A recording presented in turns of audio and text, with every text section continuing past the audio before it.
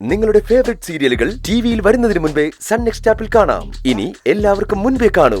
ഇപ്പോൾ തന്നെ sun next app download ചെയ്ത് സബ്സ്ക്രൈബ് ചെയ്യൂ.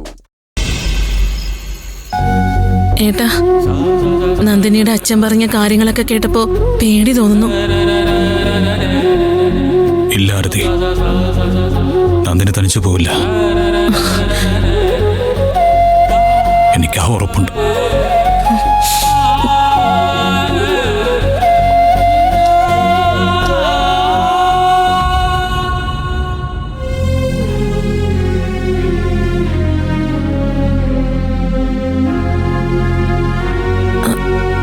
ആരതി,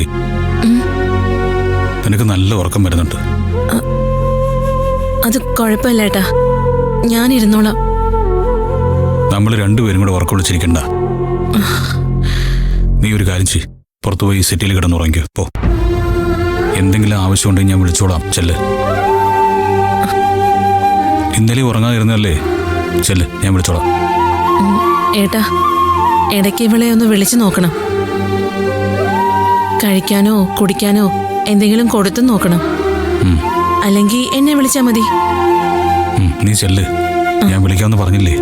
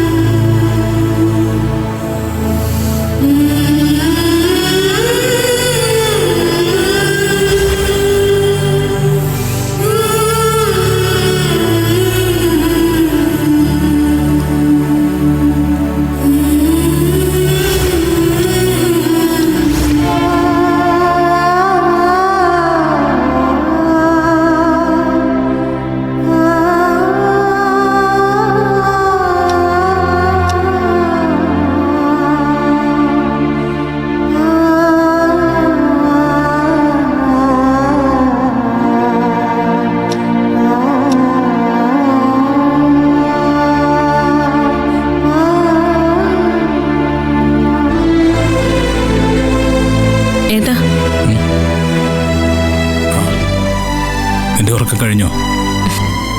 ഞാനവിടെ കിടന്നേ ഉള്ളൂ, അറിയാതങ്ങ് ഉറങ്ങിപ്പോയി. ഏട്ടൻ ഒരു തരി പോലും ഉറങ്ങിയില്ലേ? നീ നന്നായിട്ട് ഉറങ്ങട്ടെ എന്ന് കരുതി. പിന്നെ ഇയാളെ നോക്കിക്കൊണ്ടിരിക്കുമ്പോ ഉറക്കം വന്നതുമില്ല. ഏട്ടാ, കുറച്ചു നേരെങ്കിലും പോയി കിടന്ന് ഉറങ്ങ്. വേണ്ട ആരതി, ഞാൻ ചെന്ന് കിടന്നാലും ഉറങ്ങത്തൊന്നുമില്ല. ഇന്നലെ 1-2 തവണ ഞാൻ വെള്ളം കൊടുത്തു, അത് കുടിച്ചിട്ടുണ്ട്.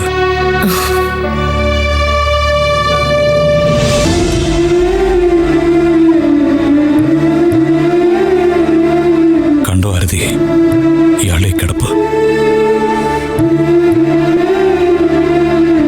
സാധാരണ നിലയില് ഇന്നേക്കെല്ലാം ഒതുങ്ങേണ്ടതാ. പക്ഷെ ഇത് എന്താ ഇങ്ങനെയെന്ന് എനിക്ക് അറിയില്ല.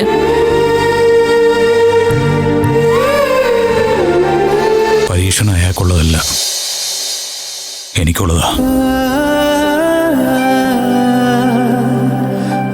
ഞാൻ ചെയ്ത തെറ്റുകൾക്കുള്ള കൂലിയത്. രാവിലെ ആദിശേഷൻ തിരുമേനി വരുമെന്ന് അച്ഛൻ പറഞ്ഞു. വരട്ടെ, അദ്ദേഹം പറയുന്ന എല്ലാ കാര്യങ്ങളും ചെയ്യണം. എനിക്ക് എന്റെ നന്ദിനി കൂടെ ഉണ്ടായേ പറ്റൂ.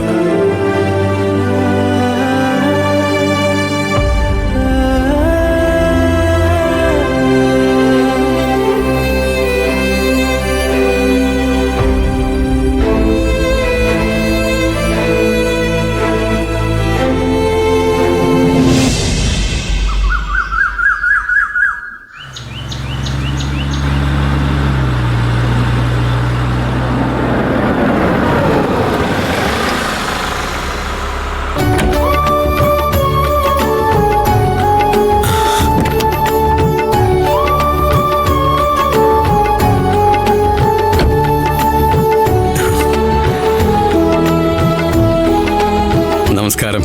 നമസ്കാരം തിരുമേനി. മോൾക്ക് അസുഖം കലശലായി. പേടിപ്പെടുത്തുന്ന അവസ്ഥയാ. അവളുടെ അമ്മയും അമ്മയുടെ അനുജത്തിയും ഒക്കെ ഈ അസുഖം വന്നാ മരിച്ചത്. ആ ഒരു ഭയം മോളുടെ ഉള്ളിലുണ്ടെന്നാ തോന്നുന്നത്. അത് സ്വാഭാവികമാ. പരിപാലനമൊക്കെ മുറക്കി നടക്കുന്നുണ്ടല്ലോ അല്ലേ? മോനെപ്പോഴും കൂടെയുണ്ട്, അവന്റെ സുഹൃത്തിന്റെ ഭാര്യയും. ഇന്നാണ് അസുഖം കലശലായത്. തളർന്നു കിടക്കുന്നത് കണ്ടിട്ട് സഹിക്കുന്നില്ല. അതാ ഞാൻ തിരുമേനിയെ വിളിച്ചത്. ചില നേരത്ത് അമ്മ വല്ലാതെ പരീക്ഷിക്കും. ഭക്തയായ കുട്ടിയല്ലേ, ഒന്നും വരുത്തില്ല. വരൂ, ഒന്ന് കാണാം. തിരുമേനി വന്നോട്ടെ.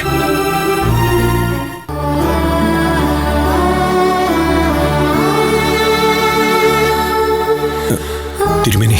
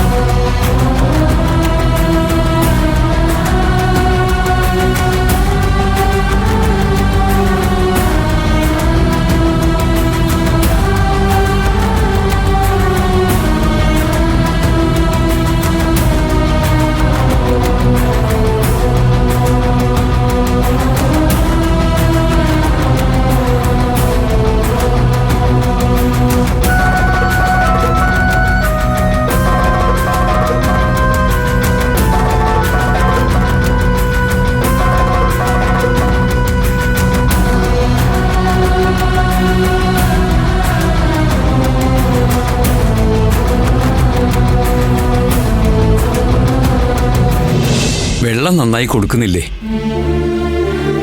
ഇന്നിപ്പോ അധികമൊന്നും കുടിച്ചിട്ടില്ല. 1-2 തവണ കുടിച്ചതൊക്കെ ഛർദ്ദിക്കുകയും ചെയ്തു. തിരുമേനി,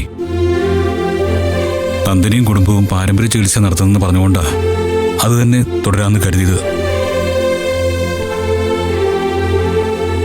വേറെ എന്തെങ്കിലും ചെയ്യേണ്ടതുണ്ടോ? പാരമ്പര്യ ചികിത്സ എന്ന് പറയുന്നത് ഭക്തിയിൽ അധിഷ്ഠിതമായ ഒന്നാ. പുരോഗമന ചിന്താഗതിക്കാരായ ആളുകൾ അത് പൂർണ്ണമായും വിശ്വസിക്കാറില്ല.